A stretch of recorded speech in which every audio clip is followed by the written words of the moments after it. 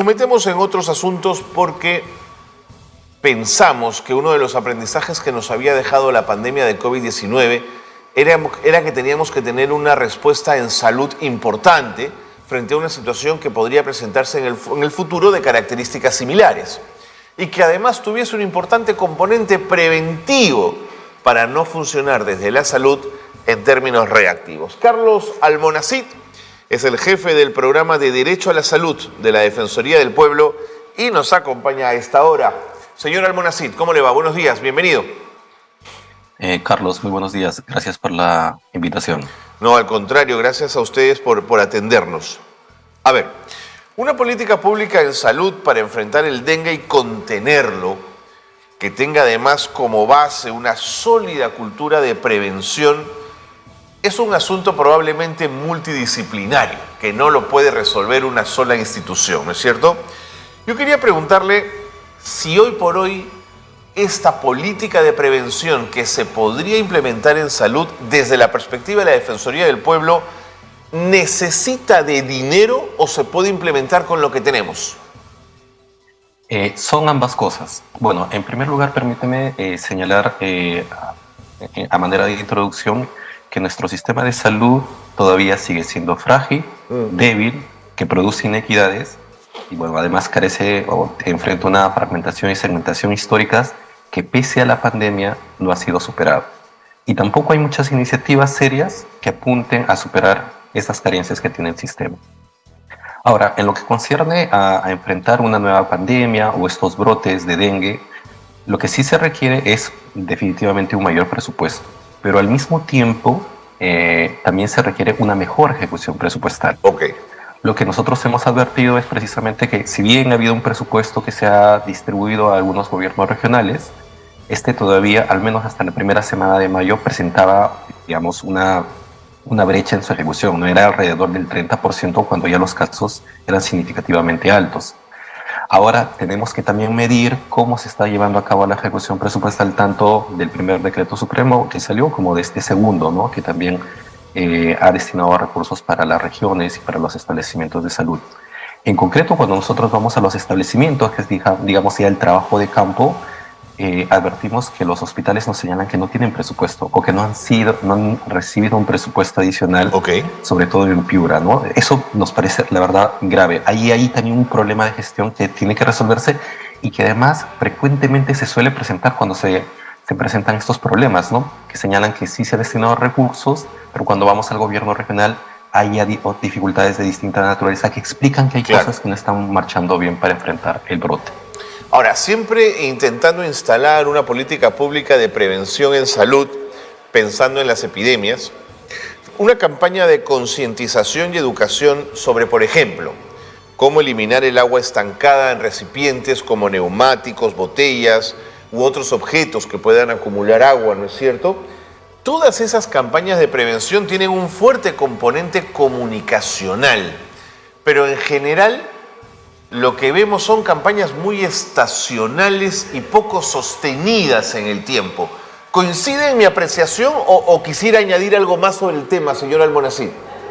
No, sí, coincidimos plenamente, porque además las campañas de comunicación, por ejemplo, las que se utilizan en redes sociales, tienen límites, ¿no? Claro. Definitivamente. Las campañas se tienen que llevar a cabo a través de los promotores, a nivel local, dadas las particularidades de la zona o de las regiones que se ven afectadas, y ahí definitivamente es necesario fortalecer, ¿no? O sea, si bien es cierto que en este momento también no hay que descuidar los servicios de salud, fortalecerlos, porque evidentemente presentan muchas carencias, no se puede dejar de lado esta necesaria e indispensable sensibilización, educación a la población para ver precisamente el tema de prevención, y esto tiene que tener una mirada multisectorial, como bien ha señalado al inicio, y donde también los gobiernos locales y en general las instituciones públicas también tienen un rol. Esto no puede ser exclusivamente desde una mirada de las autoridades sanitarias, pero sí, definitivamente ahora recién cuando la situación se ve con un poco más de agudeza es que se ve un poco más de fuerza en esos aspectos, ¿no? Pero claro, obviamente que desde el inicio de Yaku se veía ver un escenario difícil que lamentablemente estamos enfrentando el día de hoy. Sin duda. Ahora, claro, para poder tomar decisiones en materia de prevención necesitamos información. Y en ese sentido yo quería preguntarles si desde la Defensoría del Pueblo ustedes perciben que el sector salud cuenta con un buen sistema de vigilancia epidemiológica para monitorear la incidencia de las enfermedades, en este caso el dengue, por ejemplo, y detener brotes tempranos. Bueno, el sistema de vigilancia que tiene el Ministerio de Salud está liderado por la Dirección General de Epidemiología. Nosotros no tenemos información fina que pueda determinar cuál es el trabajo que se viene realizando, pero digamos, esta es una impresión cuando vamos a realizar el trabajo a nivel de los establecimientos, a nivel de regiones. Parece que los casos no necesariamente se reflejan en el caso de los números, ¿no? Y además esto también se puede verificar con el tema de las cifras cuando se habla de un número significativo de sospechosos versus un número confirmado de casos, ¿no? Y hay una brecha también para determinar el diagnóstico de las personas que es importante subrayar. Pero, digamos, no creo que nuestro sistema de vigilancia sea fortalecido porque en general nuestro sistema todavía sigue siendo bastante frágil, ¿no? En general la pandemia no estamos aprendiendo la lección que nos ha dejado la pandemia de la COVID-19 y varios de los problemas que se enfrentaron en su oportunidad se vuelven a enfrentar ahora con el brote del dengue en varias regiones, ejemplificado por ejemplo en la debilidad de nuestro primer nivel de atención, ¿no? Que lamentablemente no canaliza o no contiene la demanda que todavía se sigue presentando. Ahora, señora Almonacid, si tenemos un liderazgo claro del sector, si tenemos los recursos necesarios en algún momento para poder desarrollar campañas intensas de prevención e instalar una cultura de prevención entre todos los peruanos, ¿cuál sería el nivel de responsabilidad de las direzas, por ejemplo, de los gobiernos regionales en el tema de salud? ¿Siguen siendo muy dependientes de lo que el gobierno central decida con sus lentitudes y complejidades burocráticas? Una de las cosas lamentablemente frecuentes que en el trabajo que nosotros realizamos es encontrar que cuando vamos con las autoridades nacionales suelen responsabilizar de las debilidades a los gobiernos regionales. Así es. Y cuando vamos a los gobiernos regionales, más bien se le echa la responsabilidad a las autoridades nacionales. Es lamentablemente frecuente. Los gobiernos regionales, recordemos, son las autoridades sanitarias en su región. Deberían tener un liderazgo fuerte y obviamente orientado por la asistencia técnica del Ministerio de Salud. Esta relación, lamentablemente, por el marco normativo, por el proceso de descentralización que es necesario revisar en materia de salud, también presenta debilidades, ¿no? A veces se pueden seguir rutas diferentes, a veces son necesarios la elaboración de planes, por ejemplo, a nivel regional, en distintos problemas, como el plan de temporada de frío, entre otros, y estos planes a nivel regional no se realizan o no se aprueban oportunamente. Entonces, ahí todavía hay una debilidad que es necesario superar, porque los gobiernos regionales deben seguir la pauta del gobierno nacional y eso no necesariamente ocurre en todos los casos. Y ahí también está la propia carencia del Ministerio de Salud. El Ministerio de Salud tiene un marco normativo que establece cómo puede sancionar a los gobiernos regionales para, si en caso se dé la situación de incumplimiento de las políticas sanitarias. Ese reglamento tiene como 2 años sin aprobarse. Entonces, el Ministerio de Salud no tiene instrumentos, salvo la asistencia técnica, el apoyo, el acompañamiento, pero no para, hacer una intervención mucho más fuerte. Y eso serviría, para fortalecer un poco la respuesta sanitaria frente a estos casos, sin negar, obviamente, la responsabilidad que tienen los gobiernos regionales, ¿no? Que, insisto, son los líderes o deberían liderar la respuesta frente a cualquier tema de salud pública, incluyendo, obviamente, las actividades de prevención y promoción. Sí, yo pienso lo mismo. El dengue no comienza en la oficina del ministro, comienza en el territorio y ahí están los gobiernos locales y los gobiernos regionales como para una intervención rápida e inmediata a partir de sus direzas, a las cuales habría que fortalecer, porque además, de pronto me puede usted contar, señora Almonacid, en su experiencia desde la Defensoría del Pueblo, ¿cómo es el sistema de pruebas de diagnóstico y tratamientos asequibles y accesibles para las personas que una vez se infectan? Las regiones cuentan con laboratorios capaces de recibir una cantidad ingente de muestras, analizarlas, desarrollar estadística y base de datos para poder enfrentar este fenómeno.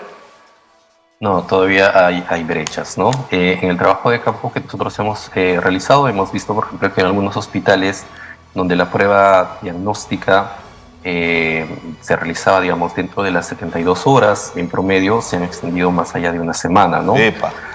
Entonces, y claro, ahí también hemos visto que hay algunos problemas con los kits para diagnosticar el tema de dengue y, claro, digamos, no se proporcionan oportunamente. Ahora, también es cierto que digamos, el tema de la prueba no debería determinar el inicio o el tratamiento de la persona, ¿no? Lo que deberían hacer ya los médicos o los profesionales de la salud es hacer el diagnóstico que le denominan clínico, Claro. y en base a la procedencia, los síntomas, brindar el tratamiento. Pero eso no significa que no se hayan presentado pruebas con el tema de... no se hayan presentado problemas con el tema de las pruebas, ¿no? Que hasta ahora todavía hemos identificado en algunos establecimientos de salud. De acuerdo. Tengo que cerrar la conversación, pero no puedo dejar de pensar, señor Almonacid, usted me comprenderá, en la Defensoría del Pueblo, en el nuevo defensor y en ustedes. ¿Cómo son los ánimos dentro de la Defensoría del Pueblo ante los cambios? ¿Cómo los están recibiendo? Bueno, hasta el momento la disposición de la alta dirección es continuar con el trabajo. En materia de salud, nuestra preocupación inmediata es el tema de dengue, pero también el tema de temporada de frío que se viene o que ya está encima en otras regiones del país. Claro. Son aspectos que no hay que descuidar. Y bueno, el trabajo de supervisión de la institución continúa hasta este momento como inicialmente lo habíamos programado a inicios de año, ¿no? No hay ninguna variación y vamos a continuar con el trabajo que tiene encomendada la institución, ¿no? No, claro, pero además lo pensaba en términos de una organización tan respetada como la Defensoría del Pueblo, que trabaja tanto en los temas de derechos humanos, ver por sus pasillos caminar a la gente de la pestilencia, me suena complicado entenderlo, señor Almonacid. Sí, bueno, desde el lado técnico, digamos que son las áreas, los órganos de línea que tenemos que ver Claro. un poco la temática en general, educación, salud, trabajo, el tema de pensiones. El trabajo por el momento continúa y esa ha sido la disposición. Entonces seguimos la ruta de trabajo que nos habíamos planteado, como señaló. Estamos haciendo visitas a los establecimientos de salud y eso por el momento no se ha alterado, ¿no? Hoy día también, por ejemplo, estamos en Chincha para ver el tema del incremento de casos.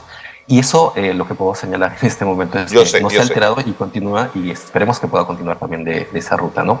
Más bien, Carlos, si me permites un tema puntual por también, favor, es hacer una exhortación en el caso de dengue, recordar que lo que tú has venido señalando a lo largo de la entrevista, la importancia de la prevención, y eso me sumaría el tema del rol que tienen las familias, las viviendas, también para contribuir con que el vector desaparezca. Más allá de los aspectos técnicos, una de las cosas que nos señalaba el Ministerio de Salud es que encontraba viviendas cerradas o renuentes. Y obviamente, si bien tenemos a los hospitales colapsados y hay que fortalecerlos, de otro lado es necesario, digamos, contribuir con las actividades de prevención, si no, el tema va a seguir cíclicamente apareciendo. Entonces, el porcentaje era relativamente alto de viviendas cerradas o de viviendas que eran renuentes al tema de recoger residuos o la limpieza de los recipientes de agua. Y eso creo que también es importante, ¿no? Porque recordemos que en el tema de salud también nosotros como personas tenemos una responsabilidad, sin obviamente soslayar la responsabilidad que tienen las autoridades sanitarias. Sin duda. Sin duda. Como siempre, valiosísimo el trabajo de la Defensoría del Pueblo. Señor Almonacid, muchas gracias por habernos atendido. Será hasta la próxima. Muchas gracias. Hasta luego.